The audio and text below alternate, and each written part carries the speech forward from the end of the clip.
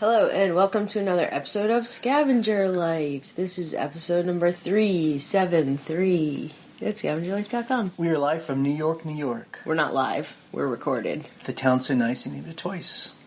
Yes, New York City. Yeah, this is great. So, we want to talk about some things in New York. We like to come here just to hang out, to enjoy ourselves. We used to live here. Yes. We also like to scavenge here, but that's not the main goal. But we do scavenge. So, as we talked about before, our scavenging consists of two things. Number one, going to the thrift stores, which we really haven't been doing. I don't know. I haven't had a lot of energy, excitement about going to thrift stores here in The only Manhattan. reason I honestly like to go to thrift stores here, I do like to shop for stuff for selling, but I honestly like to shop for myself because True. there's like way higher end stuff, you know, like nicer designer clothes, and you're like, this is $5 For cheap, right? Yeah, so I kind of do that. Yeah, a I think little we bit. do refresh our own wardrobes while we're here. Yeah, But the way we really love to scavenge, and people Mm-hmm. have heard this podcast will have heard this before, we love to scavenge on the streets. yeah, And this is a good example of just America, you know? and New York. That there's so much abundance that people are just putting things out on the street, and that's where the fun is. Unfortunately, it's been raining the past couple of days, so we haven't been able to do it Well, the whole time we've been here. we'll find stuff and it's soaking wet, Right. and you're like, that's gross. But the first couple of days we were here, what we do is in the evening times when it cools off, we just take walks. right. If I'm kind of on top of our game, I will go on the New York website and see which streets Have trash night. trash pickup. So, and we walk those streets specifically. So number one is it's just fun to walk here. It's fun to It's a walk. great walking town. People are out. It's just Yeah. such a great place to walk. So, but then people are putting their trash bags on the street, and we don't really dig in the trash bags. Although, God, I wish I could. Yeah, it's a little bit gross. But we just look to see what people put out just right on top of the trash bags. or next to it or whatever. Or just on the street. And so what we found one night was we found a pair of lizard boots. Look, we were walking down St. Mark's Place, and right next to the garbage can is a pair of handmade. The brand is called Blackjack. I've actually never heard that brand before. I've heard of a lot of different cowboy boots. They're handmade in the USA in El Paso. They're women's, like chocolate brown, made out of lizard. They look like they've been worn twice. I don't know what. Like, the only thing that I think of is like, what is the story behind this? Why are these here? Was some drunk girl just like, I'm taking my boots off, and then like took off? Like, I don't know, but they're gorgeous. I like emailed the company to ask them, like, you know, the Specifically, specific yeah. style and everything. And I mean, okay, so let's talk about prices. These can sell for $600. Right. But even if we sell them for $100, You're still like, I found them in the garbage. amazing. We were in Soho, which is kind of like the fashion area. Yeah. And just on one of the side streets on like a little... A bunch of cardboard box recycling There were some like brand new clothes with tags. just sitting there. One was like, well, this one was not. This one was definitely worn, but it's like a silk beaded cocktail dress by this like designer. I mean, that could sell for over $100, $200. A Talbot's new with tags. Talbot's cardigan, J. Crew like wool pants, and you're just like, what are these doing here? I don't know. It's Amazing. totally weird. Yeah. So that's really, and then we found a couple other things, but those were the big ones. Again, we only had a couple of nights of walking around. non-rainy, yeah. Yeah. I mean, it's just, I always love to think about the stories behind it, and but I don't know. I think the stories are basically just people have chaotic lives, and they are like having to move to another apartment, so they don't. They're like, can't here's take my stuff. box of. I just can't think about It's it. just Yeah, it's just very strange, right. So but it's great. it is fun to find that. We always love when we go somewhere and stay, that the goal is, can we scavenge enough To pay for the to trip. pay for the trip we're currently on? Right. And that's the goal. I think we We're might doing be pretty able good. to, yeah. Just before we talk about something else, it is interesting too. I've heard this thing. It's called the Real Reel. Oh, yeah. So what it is it's online, but there's also a store here in New York. Well, I didn't know that there was a store, but in I didn't Soho, either, yeah. where all the fancy stores are, like Gucci Chanel, and Chanel, all that stuff. there's this store called The Real. So it's high-end consignment. That's Right. what it is. You're like, I have these gorgeous, $2,000 boots, but I never wear them, so I'm going to sell them through these It basically, when you walk in, it's like a Gucci store, like Yeah, it's super fancy. But it's basically Goodwill for the 1%. Yes. So you go in there, Yes, exactly. and it's just like a Goodwill. You go back in the corner, and there are all the shoes, Different shoes, and you check the shoes out, but the prices are like $5,000. Yeah, like it's just so part of the Real their whole deal, the Real deal is they authenticate the items. Right. So it's not just like you're on eBay selling your Louis Vuitton bag. It's like these people are like, no, this is real. We checked it out. So that you're not like buying a fake. So that's part of it. That's part of their business plan. I mean, and I don't know that kind of stuff. So when I pick up something, it's like the shoes are like $2,000. I mean, I don't know. Are these I feel like, is that a deal? Are these like $10,000 shoes that are $2,000? So it still crazy. seems really out of reach for, I don't know if I'm a normal Anybody. person or not. But so my question is, are basically the 1% buying Used stuff. used stuff? And also, you're like, if they're the 1%, why are they like? Who's buying it? You're like, is there a person between regular people and super rich people? They're like, oh, I'll pay Like- $1,000 for these shoes. Yeah, like people who are just like who's that? people who are just like rich, like I have $1 million. Like that's not a lot of money, I guess. Like these days, So- right? For some people, Yeah.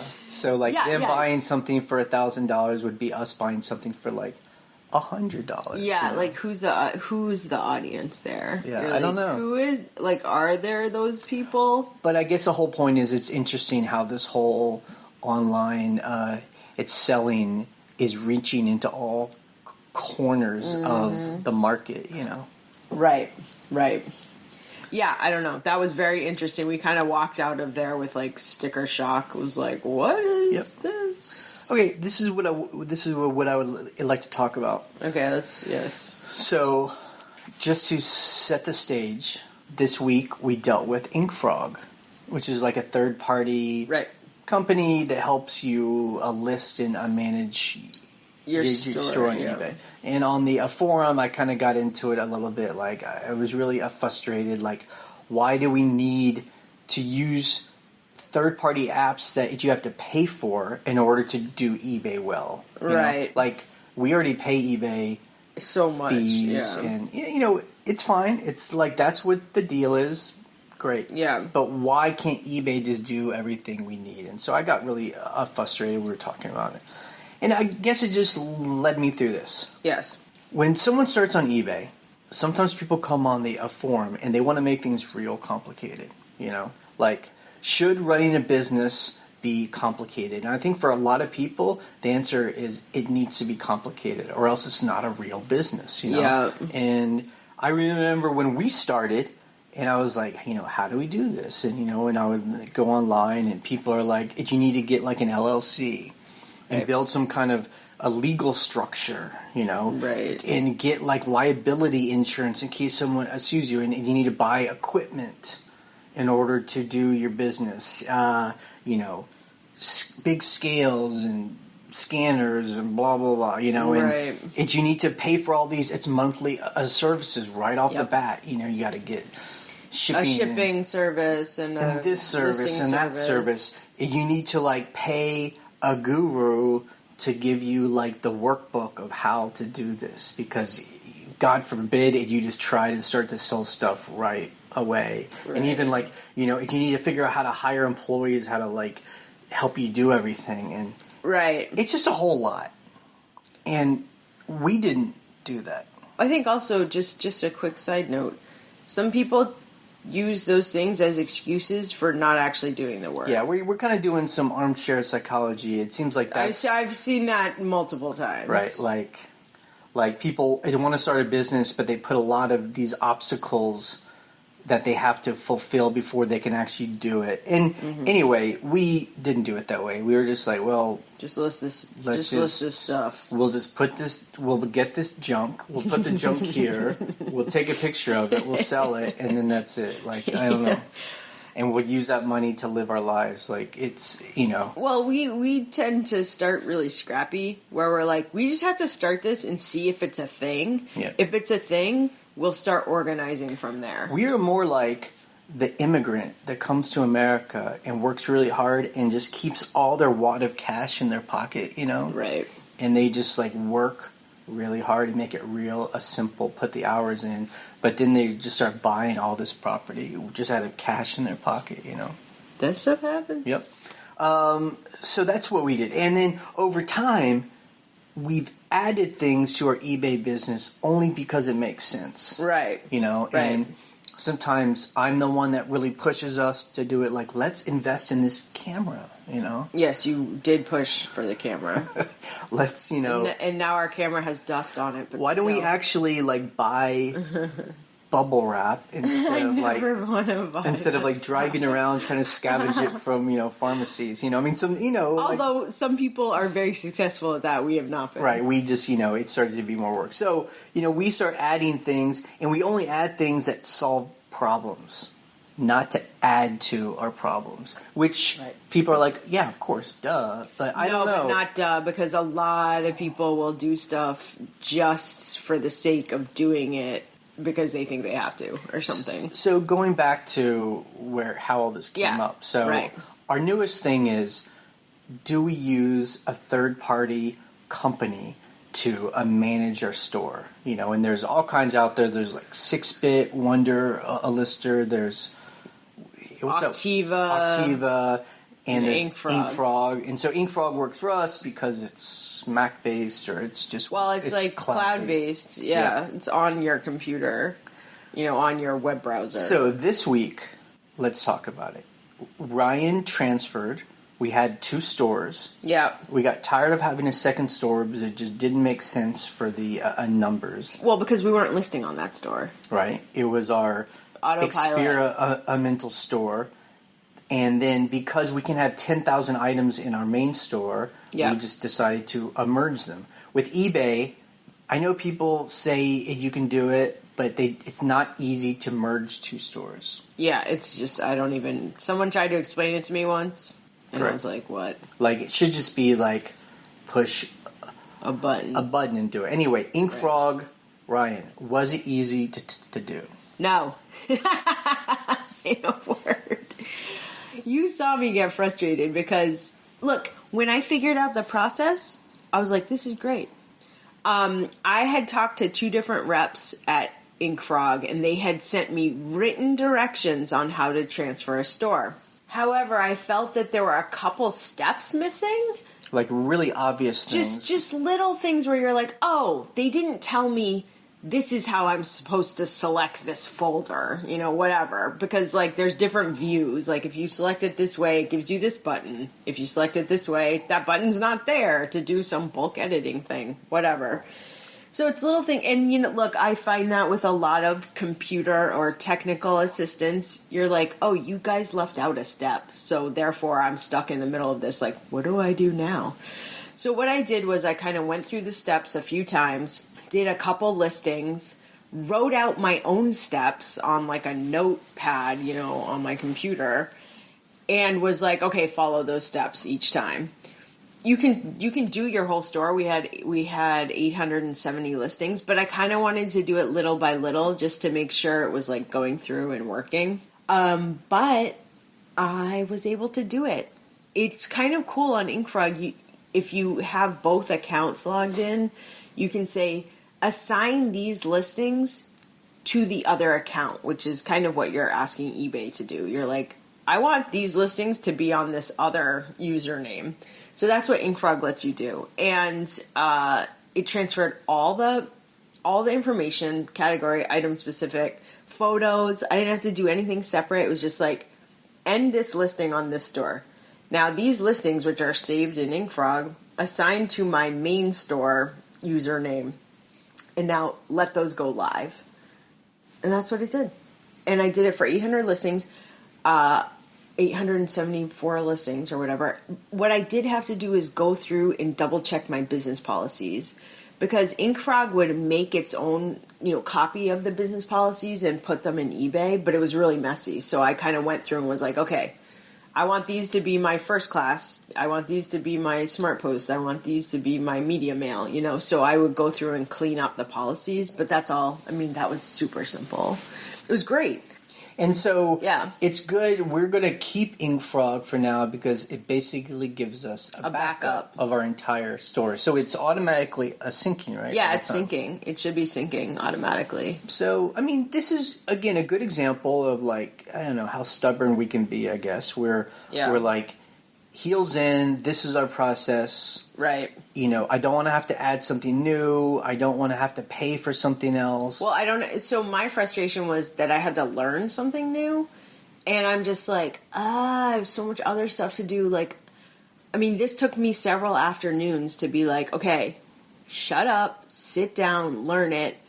You and I were working side by side one day, and I was getting super frustrated. I mean, I was like, I can't figure out when I end the listings, where are they? Like, these ones didn't go through, they failed, I don't know how to fix it. Like, I just was like, and then finally I was like, I fixed it. I figured it out, which I always do. We've been together long enough where I've kind of learned how to handle that, where you'll start, like, verbally out loud, like, I don't understand this, so, I'm so angry, and so I'm like, okay, Ryan, let's talk about it. I'm like, don't talk to me! I don't want to talk about it, but you're still out loud verbalizing, so I'm just like, all right, and then I just ignore you, and then if you're like, oh, it's so easy, I got it, and then I'm like, oh, she's so smart. It's just, yeah, right, she's so smart. It's you're like, true. she's so annoying. No, I don't, look, I'm not doing it, so I can't say that I'm, like, some smart guy, like, because I'm like, you're the techie in the family.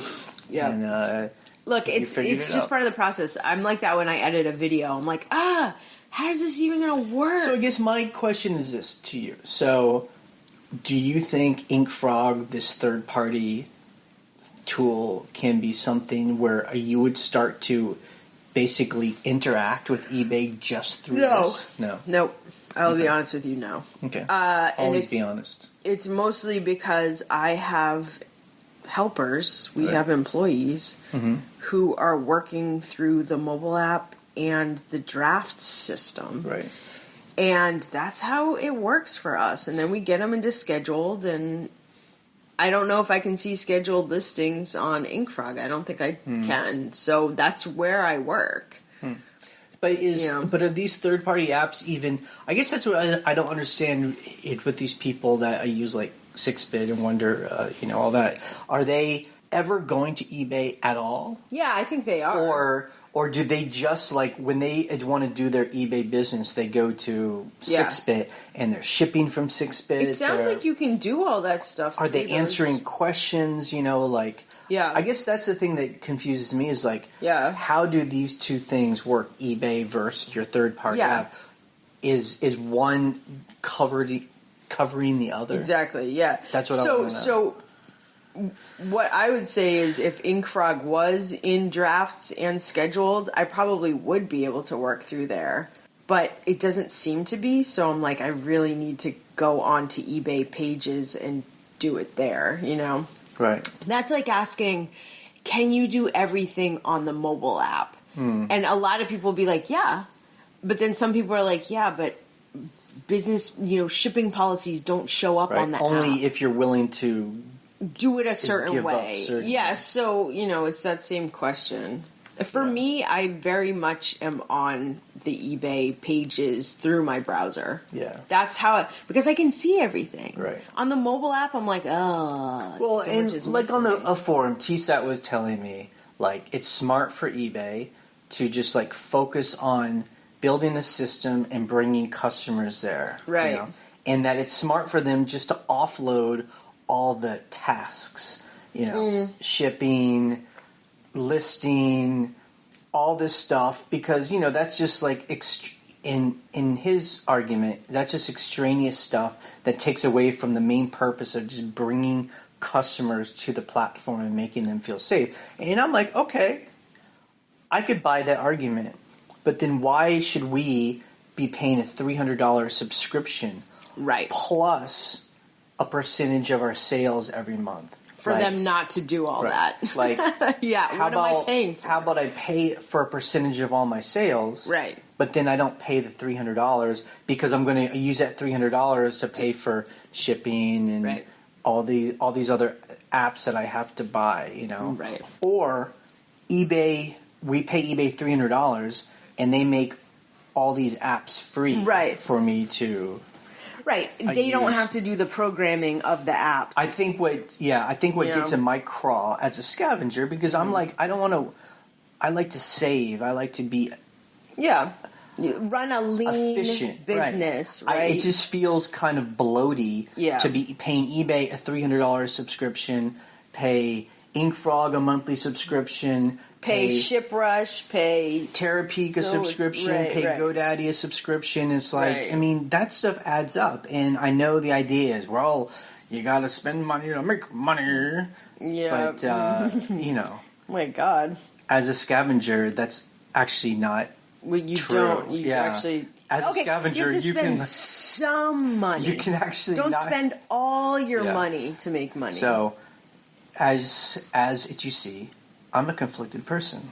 Mm-hmm. But ultimately, it is true that as you grow your business, you can incorporate new things and learn and invest. Yeah, sure. It's just a balance, and the balance is where the fun is. I think conflict is a good thing. That's why all movies are good. I think also you can take time to figure out if it works. Like, we didn't hire someone for years and years and years. And finally it was just like, let's just try it. Yep. It is great. Yep. So, fine. Yep. So now it's great. It's great. Okay, let's talk about specifically eBay. What we were doing this week. I do want to correct myself. A week ago I said that there was a rumor that eBay was going to add multiple users login, because it was announced at eBay Open, and I thought it was like a rumor. So I wanted to be clear about that. But people said it was actually announced in a public room. Like it's actually happening. Like 2019, eBay will allow for you to give your helpers a limited access to your eBay account, which is great. It makes so much sense. I mean, honestly, that's why a lot of people use third party, because they're like, it allows that. eBay doesn't.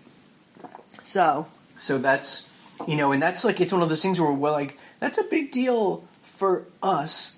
That's not something they can throw on an ad on TV, and it's not like a big splashy else thing. Cares about that. It's super it's not a glamorous thing, but it's cool. Someone had been like, eBay should start a campaign for Keep eBay Weird. Yep. Because people like us who sell things on eBay are basically the weirder people, because we're selling all the strange, kooky items. That's what eBay... Look, the eBay logos on your shipping tape says uniquely you. Right. And shop on eBay because you're not like anybody else. And you're like, except if you're just buying an iPhone case. What? And it is a funny, cool idea, because that's what a lot of towns around America do. Like, keep Austin weird, keep Santa Cruz weird, keep Madison weird. So you're not just wherever. Having, CVS's everywhere. Right, because that's what happens when, if you have an American town that has a lot of personality and it's interesting, and then it starts to get popular, and then it has Starbucks and CVS, and it gets built out. It gets built up and gentrified, and so. Right. So that's what eBay feels like sometimes. Yep. I will say too, we talked about a week ago about how, we sell weird vintage long tail stuff, and we price it and we forget about it, and that's what we do. I mean, I do want to say there's always it's differences in our store. I would say most of the stuff in our store is a long tail, but we do find commodity items. Yeah, sometimes. Like, it's new things, and we price those in a different way. Yeah. Like, when we have a commodity, we have a piece of a radio or something where there's like 1 million of them. We don't price it really, really high and wait for it. We understand that it's going to, it will go down in value quickly over time just because it will grow old. Right. With those, we do. Yeah, I price competitively. I'm like, oh, there's like 25 of these listed. A lot of people have them listed new, so you're like, okay, what's a better price? Yeah, that's different than finding like a weird, unique pair of lizard boots. You're like, okay, well, that's different. And so sometimes I think when we argue about these things on the forum, there are people that sell mainly commodity items, so they get confused when we say we stick to our prices. I want to also clarify that I consider commodity items like contemporary clothing because that might not be an iPhone case or an iPhone itself, but you're competing with 1 million other people who are getting, commodity brands, new contemporary brands out of the bins at Goodwill. And you're competing with the people who are selling their own stuff that they just bought a year ago, and they're willing to sell it for $5 free shipping. Right. So when we say when those kind of items are the things that are still being made, contemporary. So I have an item in my hand, and there's a factory somewhere that is pumping these things out. So it's not special. It's not something that people won't be able to find, and so I need to sell that thing at a very competitive price. Right. That's different from when we go and we find a hand-carved bowl. Like a this, nut bowl. A nut Your bowl. Your favorite. It's my favorite thing. The iPhone case versus nut bowl. The hand-carved vintage nut bowl. I guess they could still be made, but not really. Like, there's no factory. It's making these things. It's handmade, and it's just weird, and you have to wait. And that's its difference, and there's going to be different things. Like, for instance, we had, a computer and some other electronics recently, and we sold them pretty quick. 2 computers, right. Yeah. We had 2 older computers. I just had to price them really low because I was just like, they're used, they're a few years old, but they both sold. I was like, really what's honestly like the lowest price I'm willing to take for these for a used, compared to other ones, and they sold within a month. Yep. So we do understand those things, but we just find that most of the stuff we find is the weirder stuff. Because the weirder stuff is what people are passing over, I'm like, I wish I could have a store of just iPhones where I'm picking them up and they're like $1, nothing. And then I'm selling them for, $500. I wish that was possible, but that's not the kind of stuff that people are just giving away and then that people are passing over. Right. This is something for you, Ryan. eBay was giving us errors on our listings. Yeah, so this is what was happening. I was changing our handling time under business policies, which is super easy. You just go into your shipping policy, say, not same day shipping, 10 business days. But what was happening is it was kicking out like 30 or 40 listings. And it was just like, no, can't do it. And it wasn't telling me why. And I'm like, why are these getting kicked out? So I went into the bulk editor to be like, show me what's up with these listings. And that's where it showed me an error it was so dumb, for men's blazers. It was asking for a waist size. Like, that is not, a waist size when it's buttoned is kind of important, but it's not a standard, like, industry standard, like, length or chest size. And it was requiring me to, and I don't have any of those measurements. So I would go in and say, enter your own measurement, and I would put a couple dashes. Because I'm like, what else do I do? Because it wouldn't let me change any information about it, any handling time. So that to me sounds like an error, like an eBay error. Yeah, I think that people were talking about on the forum, people that sell coats for Right. in, and they right. said, I don't know if anyone confirmed that eBay admitted it had been an error, but they also acknowledged that it was a weird thing to ask for, you know? Yeah, it's odd. And what's annoying is it's like making you put that information before you can even touch like you can't do anything to list it. Like it locks down the listing and you're just like, why? Right. It's not like I'm not putting a brand or I'm not putting a size. It's like this very obscure measurement. It's like, what? So that seems very buggy to me.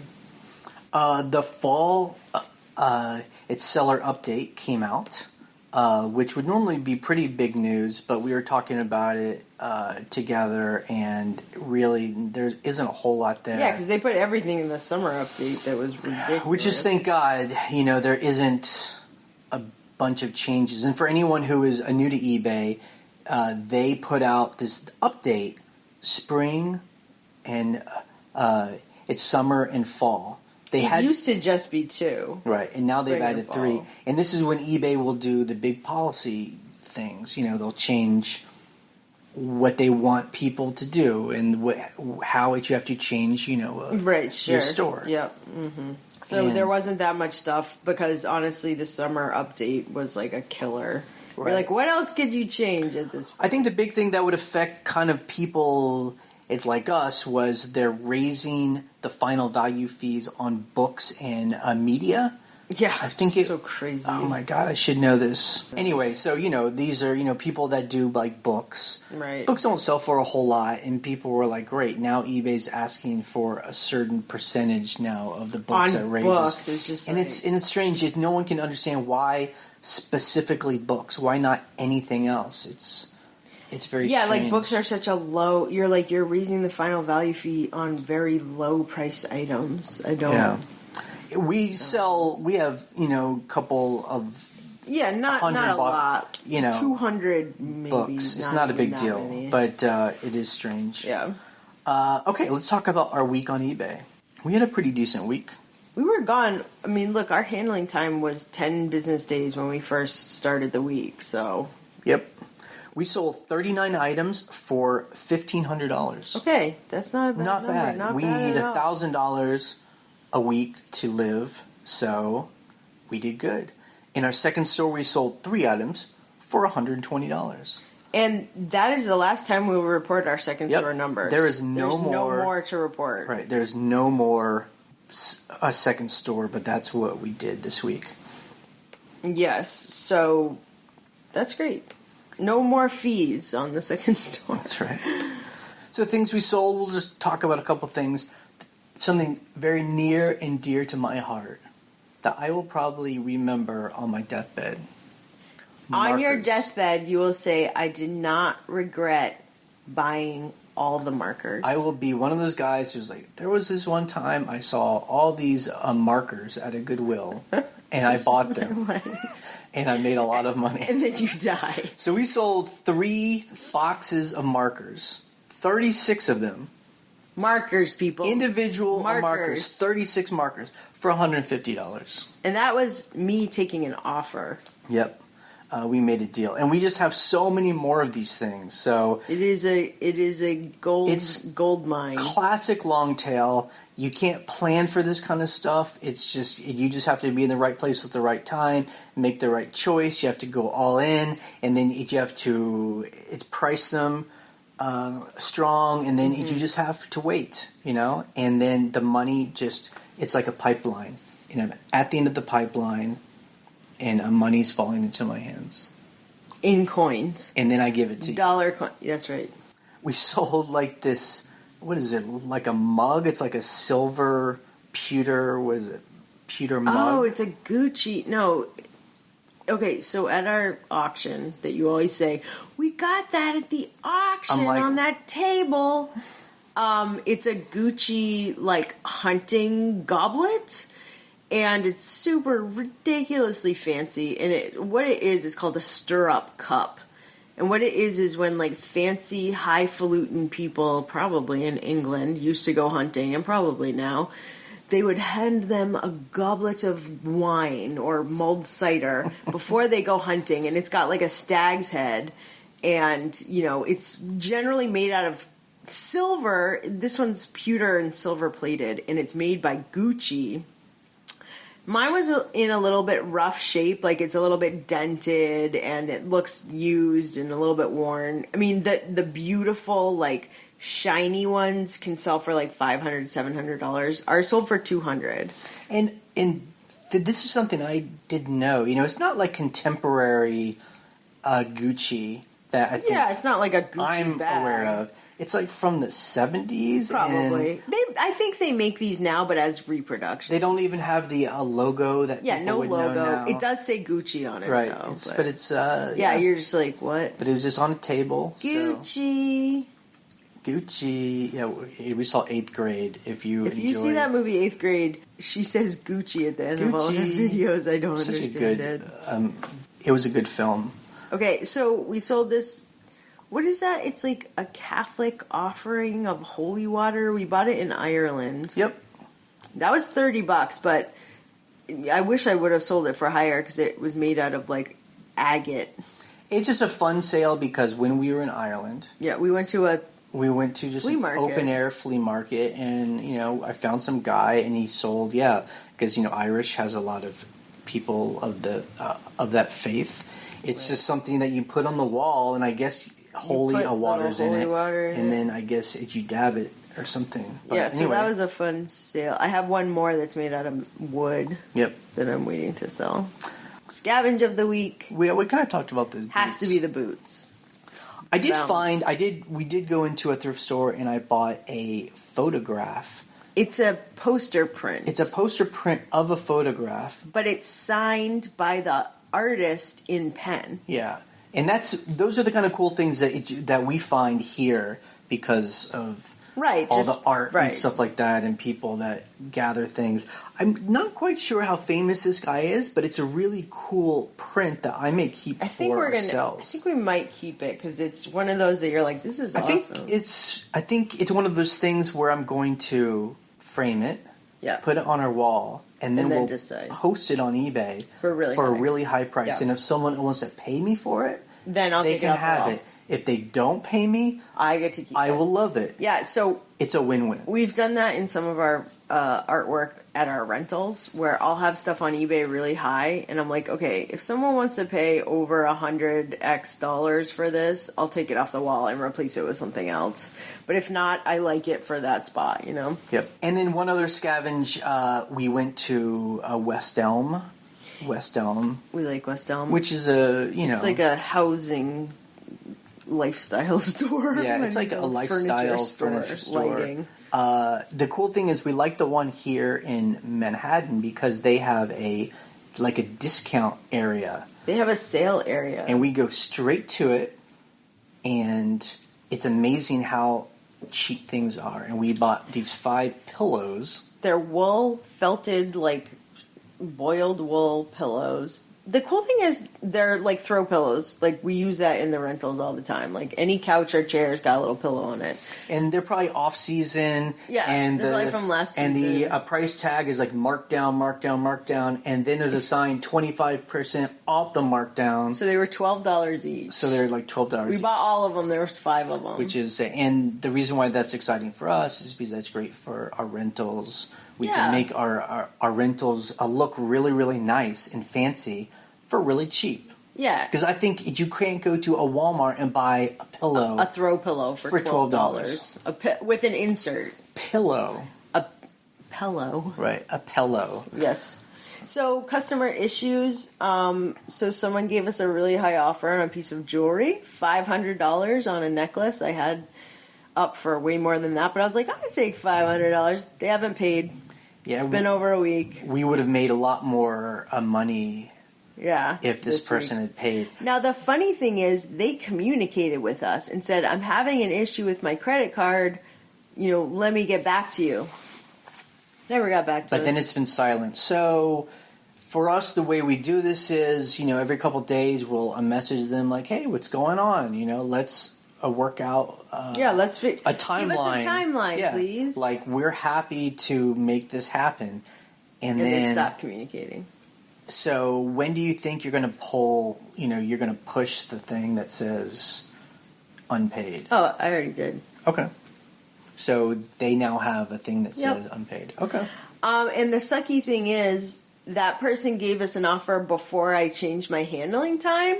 This was like 2 days before we left. I was hoping they would pay, and they didn't. So I had to bring this necklace with me because I was like, I don't want it to be late. But that's how hardcore we are. Ugh, You that could now sucked. put it on and walk around with Yeah, it. it's definitely not my style. But, yeah, so Yeah, that it's a- stinks. But that happens. I'll sell it again. It's a bummer. Yeah. Should we do the cooking? What do we Are cook? we cooking? You know what we're really into right now? We're talking about. Look, someone on YouTube the other day was like, "You guys didn't even mention what you cooked this week. You I think completely it's a skipped joke. that." People are making No, a joke no, of it. no. I don't think so. Look, I've been really. So I try so hard to eat low carb, and it's just like not happening right now. I'm like, I can't do it. But I've really been into wraps. Like wrap sandwiches. Yeah. I don't know why. Maybe because it's summer and it's kind of like eating a little salad in a wrap. Well, it's like a sandwich, but it's not like a big, thick piece of bread. And yeah, you can just shove a bunch of stuff into it. You're just like, let's put this stuff in. Roll it up like a burrito. It's like a sandwich. It Dude, can I be love it. I love an it. actual, So what I'm chicken. going to do when I get home is I looked up a couple of recipes for like thin low carb tortillas because I've made like kind of thick ones that you couldn't like make a wrap out of. So I think if I like make like a stack of those and put them in the fridge and just like make sandwiches. So is it made out of coconut or what's it made It's out of? coconut flour and egg and like some spices. So how is it thin? The egg. Like the coconut flour does get thick, but you just don't use a lot of it. So it's more like So you know what? I'm sorry. It's egg whites. So egg whites are going to help it not be as like super thick. cool. I don't know. I have to try it, but I would really love an alternative because like a flat tortilla it's so delicious. So anyway, that's been my that's like almost every meal. I'm like, I just want a sandwich. Yeah. You know. And again, that's how we keep these trips cheap. Is we went to Trader Joe's. Well, number one is I brought a small backpack of food. Jay brought a bag. It's like an eco, shopping tote from IKEA, full of canned food. This stuff is heavy. Rice. It's just rice. Yeah, okay. Because food is like so 5 times more expensive for the most normal Here. kind of stuff. Yeah, exactly. And then we went to Trader Joe's and bought and supplemented. And then we went to $100 worth of food. We bought $100 worth of food, which is a lot. But there's stuff still that we can. And then we went to the Union Square Farmers Market to get veggies. You were good. I was visiting with my nephew, my little tiny baby nephew, and my sister-in-law while we were there because they live right around the corner. And I was like, Jay, go buy vegetables. Like, go. And you got all these beautiful vegetables. Yeah, so I think other than a couple slices of pizza, we've ate every meal at home. Yeah, we have had pizza. I don't think we've gone out to eat. No. It's kind of nice. Okay. Our coming week. We're still in New York. I will mention this. So yeah, it's this week. We're here for another week. Yep. Week for a week. We found this thing called spacious.com. And it's just one of these kind of like kooky startups, this share economy, whatever. But here's the deal. They've gone and made deals with a restaurant, and they're all over the place. In New York and San Francisco, that's it. Where I guess these restaurants don't open during the daytime. So they're allow us to have a co-working space in your restaurant during the day, and then at 5 o'clock, they'll all leave, and then you can cook, and we'll pay you, I guess. And I think Spacious pays them rent. And it's a membership thing, so you have to pay. However, they have a 1 week free trial period. So we actually signed up for it, and it's great. I mean, we have a nice apartment we're staying in, but it's nice just to get out. So we actually signed up for free, and so during the day we'll go spend a couple hours in this really nice restaurant that's now a co-working space. It's really pleasant, and I think I like the concept because there's another co-working behemoth called WeWork, and they limit you to one space. They're if you have a WeWork membership, you just have to work at this one place. At Spacious, you are like hopping around the city, like, oh, let's go check out that cafe. And it's so cool because like some of these restaurants are really high end restaurants. I'm like, I would never step foot in here. And this is like I mean, I'm not eating their food, but I'm like, this is a beautiful, space. It's kind of cool because if we were to live here, Yeah. it's basically $100 a month, Right. which isn't that bad because it's even just nice if you wanted to have different places just to take a break. 'Cause Right. I know when I was here, Yeah. our apartment was way up in Harlem, so you can't just like Hop on the train, go out home. and then just stop at home and go back out. It's like when you go out of the house, you're out of the house. Yeah. So it was always a struggle sometimes to be like, I just want to sit down somewhere, and you're just like, ah. So it would be worth it just for that, just to be able to like, there's like 20 of these places throughout town, And there's going to be more, I think. and you just show up and you sign in. quiet. It's real nice. Yeah, and they have Wi-Fi plugs, coffee and tea and water. Yeah.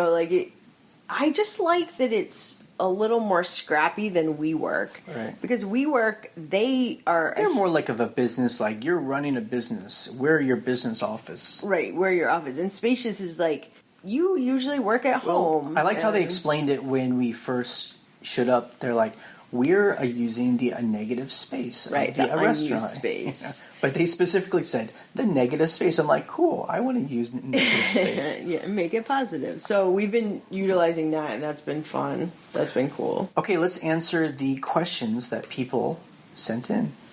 You can always email us a file for a question. Our email is thescavengerlife@gmail.com, or you can call us on our voicemail line. The phone number is 540-407-8486.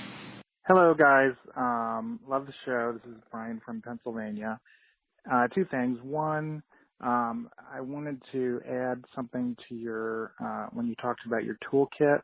One thing that I haven't heard that I found really handy is I keep a roll of wax paper when I'm doing shipping.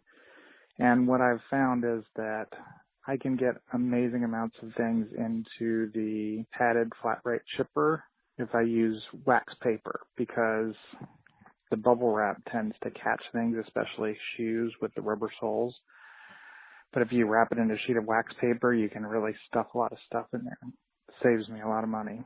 The second question I had was just curious. You guys are so open about your listings and your money and everything, and I haven't heard you talk about this, but I'm just curious what the value of your listings are.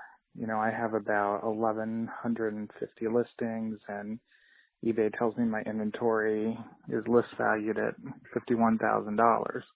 And I'm curious, yours must just be astronomical, given that you have 7,000 listings and you price things really high. So I'm just curious what that number is, if you wouldn't mind sharing it. Okay? All right. Thanks a lot. Talk to you later. Bye.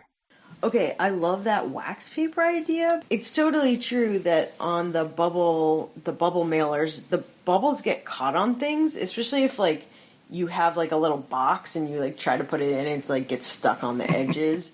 So that's cool. That wax paper will kind of smooth it out and give it kind of like a little bit of like a sheen there to move through. That's smart. Another tip with the padded flat rate is I've found that most things you can shove in a padded flat rate after you shoved it in the padded flat rate will fit in a regular flat rate envelope. So you use the padded as a padding, and then you pay for the flat rate because it's cheaper. I do that frequently. Now, your second question is, so how much? So eBay tells you on your active page, if you sold everything in the store, how much it's worth at your full asking price. I mean, it's such a ridiculous anyway. Yeah. But okay, let's talk about it. We have 7,912 items. Right. If we sold all of that at our asking price, it is worth $436,554. Yeah.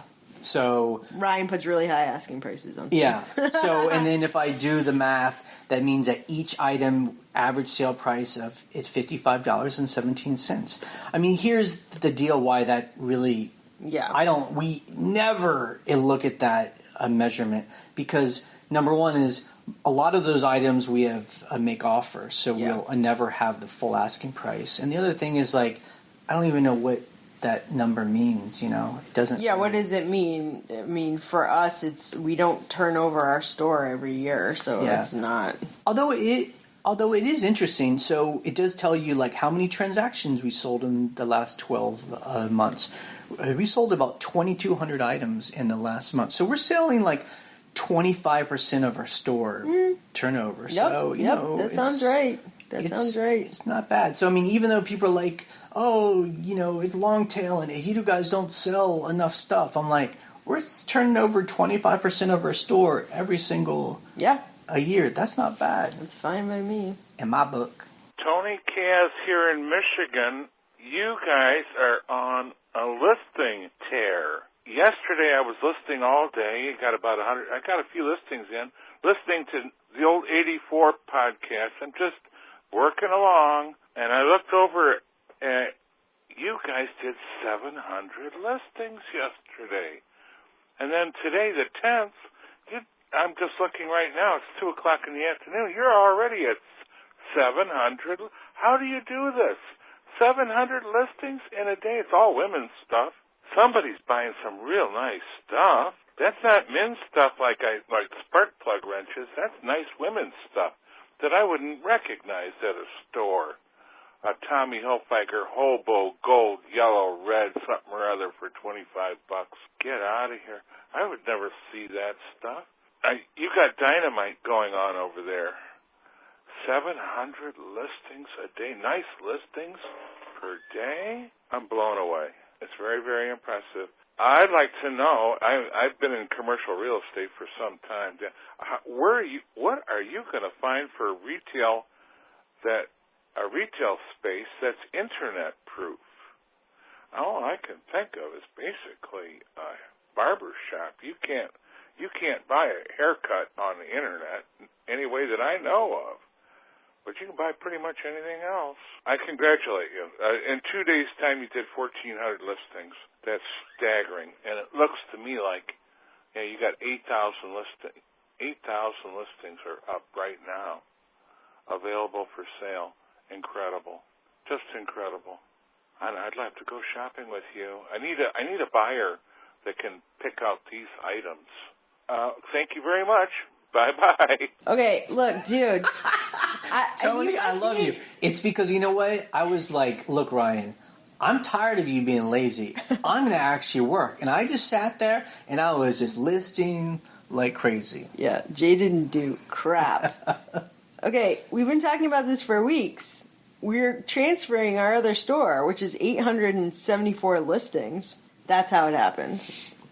I will say, for all those people out there with the tinfoil hats, when we transfer a store, all of those listings were put on our main store as new items, like new numbers. I mean, that's a lot. That's 800 new listings. Follow me. eBay doesn't know that it's been anyplace else, so this is a brand new item. So everyone says, well, that means you're going to get bumped up in the search, and it's great, and you're going to sell a whole lot. I think we sold one of those items. Yeah. So 1 or 2. I don't know. So again, I don't know what proof people have that like a listing is new helps you. That's cool, but I mean, just putting it out there. I'll leave it right there for you. Okay, that is it for the podcast this week. You can check out our blog at scavengerlife.com for the links we discuss and join the conversation on the forum. You can leave a question or a comment on our voicemail line. The phone number is 540-407-8486. You can also email us a voicemail file, and that email is thescavengerlife@gmail.com. On Wednesday, we post a What Sells video that shows what sold and how much it sold for, currently being brought to you by Steven Schultz.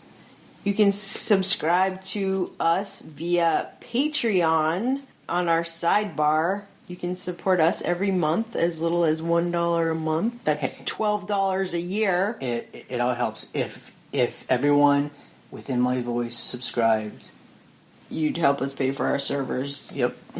Which would be very helpful. You can subscribe to us through iTunes or YouTube for free, so you always get the latest episode. You can also buy our archive of 5 years worth of the podcast in one download. And you can put it on your device, your listening device, and listen to it offline. That is also in our sidebar. Okay, we're ending this podcast in 3, 2, 1. Goodbye from New York.